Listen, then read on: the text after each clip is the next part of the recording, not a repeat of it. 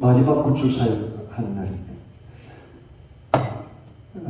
캠핑카를 갖고 싶어서 8년 동안 기도했습니다. 캠핑카가 있으면은 내가 억지로 개조해가지고 불법 개조해서 침대차를 만들어서 끌고 다니는 것보다 아예 허가 자체가 된 침대차, 캠핑카는 덜 의심받을 것 같아가지고 캠핑카를 달라고 8년 기도했는데 그 꿈을 이루었습니다. 아내 한갑때 꿈을 이루어가지고 돈이 모자라서 우리 딸이 이사 가려고 준비해놨던 돈까지 다 합해가지고 캠핑카를 먼저 샀습니다. 먼저 사가지고 처음 구출, 캠핑카를 처음 구출한 요 자매 가운데 있는 자매는 지금 이만갑에 고정 출연하고 있습니다. 이분들을 캠핑카 처음 사서 딱 한 번 구출하고 두 번째 올라가서 붙잡혔습니다. 캠핑카를 사고 나서는 이제부터 내가 매달 안 쉬고 그냥 논스톱으로 거기 안에서 먹고 자고 다 되니까 하나 나누면 좋겠다. 너무너무 좋겠다. 그동안에 안에 고생한 거 생각하면 너무너무 기분 좋더라고요. 그래서 이제 안 쉬고 그냥 캠핑카에서 쉬어가면서 가다가 쉬면서 그렇게 다니도 될 것 같다라는 생각에 두 번째 올라가는 날 한 번 성공하고 두 번째 올라가는 날 장춘에 지내서 너무너무 춥더라고요. 너무너무 추워서 밤 12시 넘어서 1시쯤 됐는데 계속 가기는 그렇고 가도 뭐 누구 방귀 주사도 없고 빨리 갈 필요도 없고 약속 뒷날이 돼가지고 고속도로 휴게소에서 차에서 잤습니다. 자고는 새벽에 일어나면 저는 지금은 그렇지 않습니다만 잡힐 때까지 잡히는 그날까지 약 5, 6년을 매일 새벽마다 일어나서 기도하고는 하나님의 말씀을 받습니다. 성경책 속에 있는 하나님의 말씀을 그날 하루에 하나님께서 내게 주시는 말씀으로 그걸 붙들고 이제 사역을 하는데 그날 장춘에 가서 붙잡힐 건데 붙잡힐 줄 모르고 새벽에 일어나서 성경을 봤습니다. 차에서 한두 시간 자다가 너무 추워서 못 자고 있어서 일어나가지고 기도하고 성경을 펴서 성경을 보니까 이 말씀이 있습니다. 에스겔서 34장 15절 나 주 여호와가 말하노라 내가 친히 내 양의 목자가 되어 그들을 누워있게 할지라. 이것이 2017년 3월 13일 체포당하는 날 받은 말씀이라고 저희 성경책에 기록되어 있습니다. 저는 이거 내용도 뭔지도 모르고 그냥 그걸 기록만 해놓고 남겨놓고 갔다가 그날 저녁에 붙잡혔습니다. 저녁에 붙잡혔는데 제가 다 이제 형을 재판을 받고 나와서 확인해 보니까 이 말씀이 들어요. 이 말씀이 다시 한번 읽어드리겠습니다. 나 주 여호와가 말하노라 내가 친히 내 양의 목자가 되어 그들을 누워있게 하지. 하나님께서 우리 부부의 목자가 되어서 우리를 그동안에 고생했다고 쉬게 해준다. 누워있게 합니다. 정말 편안했습니다. 저는 감옥 8개월 안에는 37일 맞습니까? 37일간 중국 법무부 학교 37일 저는 8개월 있었는데요. 아내는 모르겠고요. 저는 너무너무 안에서 편안했습니다. 정말 10년 만에 딱 그때가 10년 만인데 10년 만에 안식년 휴가 그렇게 편안할 수가 없습니다. 제가 만약에 탈북자를 제 차에 태워서 잡혔다면 그렇지를 못했을 겁니다. 근데 다행히 제가 탈북자가 먼저 잡히고 저는 그 탈북자를 만나보지도 못하고 갔다가 만나기로 한 장소에 나갔다가 체포됐습니다. 저는 병소 때 늘 감옥 20년을 각오했죠. 그래서 사역 중에 기도할 때는 맨 땅에 무릎 꿇고 기도하는데 무릎 꿇고 기도하는데 뭐 낙타 무릎이 된다는 건 난 이해가 안 되더라고요. 왜냐하면 제가 무릎 꿇고 기도해 보니까 어디에 못이 박히느냐 하면 발등에 못이 박힙니다. 발등에 못이 박히게 되어 있더라고요. 저는 늘 감옥 가면은 기도할 때 방석을 펴주지 않을 것이다. 감옥 가면은 독이다시 이런 것처럼 시멘바닥에서 기도해야 될 것인데 단련해야 못이 박혀야 감옥 가서 기도할 때 무릎 꿇고 기도할 수 있겠다 이런 생각이 들어서 저는 수시로 기도할 때 맨바닥에서 그냥 무릎 꿇고 기도했는데 우리 식구들이 자기들은 방석에 앉아있다가 선생님 뭐랍니까? 방석을 선생님이 나이도 많은데 깔아야지 왜 우리를 줍니까? 그러더라고요. 그래서 난 그랬죠. 너는 앞으로 한국 가서 편안하게 예배 생활 할 수 있지만 나는 언제든지 감옥 가야 되기 때문에 감옥 가는데 내보고 방석 줄 사람이 없을 것 같다. 그래서 나는 맨바닥에서 기도해가지고 내 발에 못이 밟히도록 언제든지 맨바닥이든 자갈바닥이든 언제든지 나는 하나님께 무릎 꿇고 기도해야 되기 때문에 훈련되어야 된다. 그래서 좀 고집하고 무릎 꿇고 기도하는 이 사진이 남겨지기도 했습니다. 이 마무리를 해야 될 것 같아요. 제가 오늘 최초로 제가 옥중에서 썼던 메모를 들고 나왔습니다. 이게 바깥으로 놓을 수 없는데 제가 그 안에서 기록했던 편지 몇 장하고 일기가 조금 있는데 그게 하나는 또 이것도 하나는 놀라운 역사입니다. 그것이 어떻게 나올 수 있도록 되어 있습니다. 그래서 제가 나오기 전에 이게 내보내져서 이것이 제 손으로 지금 이렇게 처음 사랑하는 당신에게 나는 너무나 평안하고 잘 먹고 잘 자고 운동하고 기도하고 하나님 은혜 중에 은혜라 늘 감사드리며 당신에게도 동일한 은혜를 달라고 기도합니다. 부디 하나님을 찾고 또 찾아서 그분의 따스한 보호하심을 체온으로 피부로 느끼시기 바랍니다. 못난 남편 원망하지 말고 하늘 상금 미리 보면서 성장하기 바랍니다. 그동안 우리가 도구되어 생명을 얻고 자유를 얻은 그분들을 생각하면서 위로받고 그렇게 살리는 귀한 사명의 쓰임 받았으니 감사해야 합니다. 우리가 남을 돕는 귀중한 일은 꼭 희생이 따르게 되어 있으며 이미 수차례 당신에게 전했는데 각오합시다.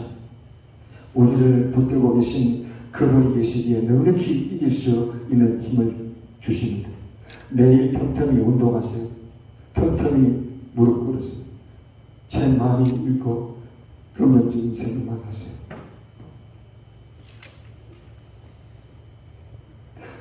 행복과 불행은 마음먹기에 달렸으니 행복한 생각만 많이 하세요. 감옥에서 시간을 많이 보낼수록 우리에게 주어진 복이 큽니다. 이미 준비되어 있습니다. 이수장님도 해서 변호사를 선임했으니 수시로 호출해서 서로 소식을 전하고 안나에게도 속히 여기를 해서 당신이 필요한 물품을 그곳에서 필요한 돈을 변호사를 통해서 전달받으세요. 돈 아끼지 말고 필요한 것 구하세요. 하나님께서 풍족하게 공급해 주실 것입니다. 이번 이 휴식을 보내고 난 후에는 지금까지 제대로 못한 남편으로 제대로 할 테니 기대하세요. 사랑해요. 라면 넣고 울고 계란 넣고 울고 많이 울었어요. 이제는 마음이 편합니다. 당신도 하나님께서 충분히 은혜를 대하실 줄 믿어요. 오늘은 이번 주에 필기구 사용이 불편합니다. 다행히 우리 방에 호장 한국 청년이라서 나를 돕는 천사가 있습니다.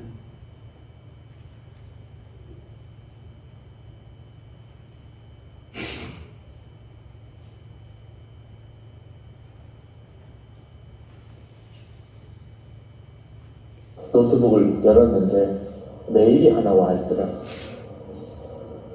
제가 잘 아는 선교사님의 이름이라 열었어요. 중국에서 사역하는 선교사님 딸이에요. 목사님 기도해 주세요. 우리 아버지가 탈북자들을 돕다가 지난 3월에 공항에 붙들려가서 감옥에 수감되어서 재판을 받고 있습니다. 아직까지 재판이 끝나지 않고 있습니다. 목사님 늘 북한에 격리되어 있는 분들을 위해서 기도해 주시는데 중국 감옥에 있는 우리 아버지를 위해서도 기도해 주세요. 그 선교사님이 외동딸이에요. 그러면서 아버지가 면회 갈 때마다 종이 쪽지에 써준 것들을 자기가 다 정리를 했던 그분의 영성 일기예요. 제가 그걸 읽다가 아침 새벽에 많이 울었어요. 기도해 드리지 못한 것도 너무 마음이 아프고 그분이 겪고 있는 어려움도 그렇고 그리고 그런 가운데서도 하나님이 주시는 은혜가 너무 감사. 그걸 다 읽어드릴 수는 없어요. 그러나 몇 구절만 제가 읽어드릴게요. 주민이 함께 하시니 이것이 편안하게 느껴지고 식사도 감사할 뿐이다. 틈틈이 운동도 하게 되고 이틀에 한 번 찬물로 샤워를 하고 규칙 생활하기에 정말 10년 만에 휴가를 즐기는 기분이다. 아내의 벌을 내가 대신 받을 수 있다면 2배를 더 받아도 괜찮으니 아내를 석방시켜달라고 건의해 보려고 한다. 나는 이 일에 내 양심을 어긴 일이 없고 하나님께서 이끄심이라 확신하기에 중국 법에 의해 처벌을 받아도 전혀 불평하지 않으며 오히려 감사하게 생각한다. 나는 곧 판결을 받게 될 것인데 내가 판사에게 말할 기회가 주어지면 꼭 하고 싶은 말을 준비하려고 한다.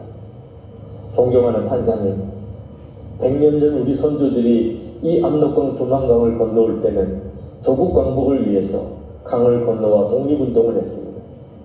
그러나 지금은 자유를 찾아 먹을 것을 찾아 압록강 두만강을 건너오는 동포들이 많습니다. 중국에서 먼저 정착한 조선족 동포나 한국에서 사업자 이곳에 온 우리는 저 불쌍한 우리 동포들을 외면할 수 없습니다. 저들을 도와주는 것은 한민족된 본능입니다. 저는 우리 민족의 통일이 앞당겨지는데 보탬이 되기만 원할 뿐입니다. 이것이 제가 지은 죄입니다. 오늘은 주일인데 혼자서 감옥바닥에 무릎을 꿇고 눈물로 기도드리며 찬송하고 주기도문으로 예배를 마쳤다. 여러분, 똑같은 시기에 살고 있는데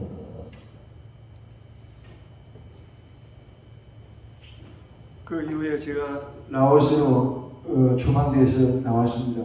8개월 그 판결 받고요.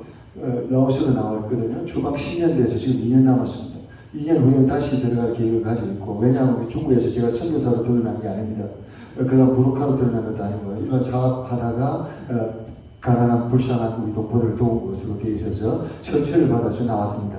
그래서 지금 2년 후에 다시 들어가려고 준비하고 있고, 그러고 나서 라오스에 와서 하나님께서 이 8개월이라는 시간 때문에, 감옥에 8개월이라는 그 시간 때문에 이 8개월은 그 중국 공산당이 좋은 것도 아니고 누구 좋은 것도 아니고 딱 저에게 필요한 시간을 하나님께서 그렇게 하신 것 같아요.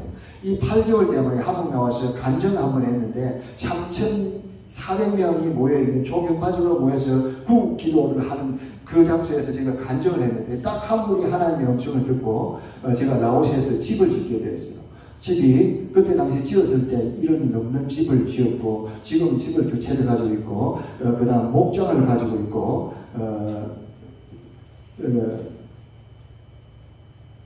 한마을을 섬기는 일을 계속했습니다. 제가 하는 일은 그 라오스 사회가, 라오스의 선교는 전혀 일도 없습니다. 저 마음에.